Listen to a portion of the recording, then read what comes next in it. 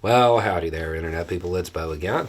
So, today we are going to talk about Biden, pauses, LNG, that's liquefied natural gas, and exports.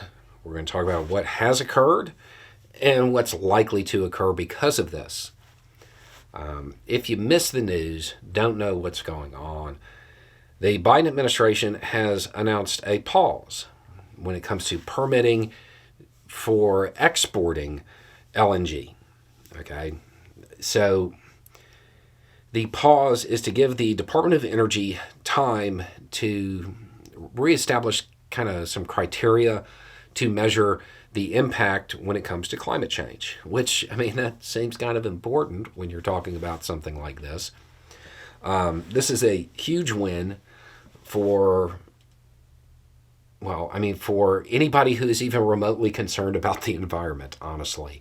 But for those who are, in particular, looking to speed transitions away from dirty energy, this is a big deal. This is a big win for them. The administration, Biden said this pause on new LNG approvals sees the climate crisis for what it is, the existential threat of our time. And then he goes on to basically say that the Republicans who are constantly wanting to reinvest in infrastructure for dirty energy, that they willfully deny the urgency of the climate crisis. Kind of a nice statement. So what happens next? This is going to be a lengthy process. It's going to take time for DOE to come up with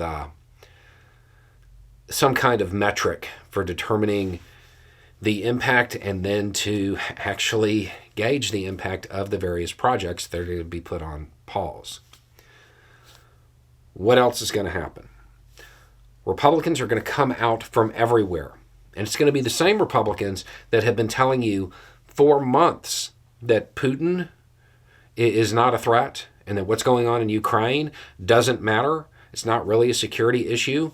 They are now going to come out and say that if we don't let these go through right now, if we pause these exports, that's going to strengthen Putin.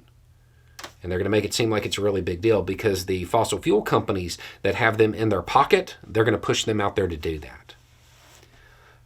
You will see people conduct an immediate about face on this. Not enough to actually change their opinion. They're just going to lie to their base. But it does appear that the White House actually kind of anticipated that, because buried in one of these statements says that when it comes to unanticipated and immediate national security emergencies, well, exemptions can be made. Meaning that if Putin was to flex his muscles on this, Europe would still be able to get what they need. So my guess, because that's kind of buried in there, the White House is going to wait for Republicans to come out and make those attacks and say that this is going to undermine security. And then they're going to remind everybody that this part's there. This is good news all around. It's done pretty well. It would be great if the process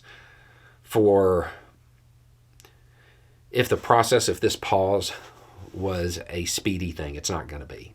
I would be surprised if this was resolved before the election. So that's where it's at. This will probably become an issue, something that's getting discussed next week.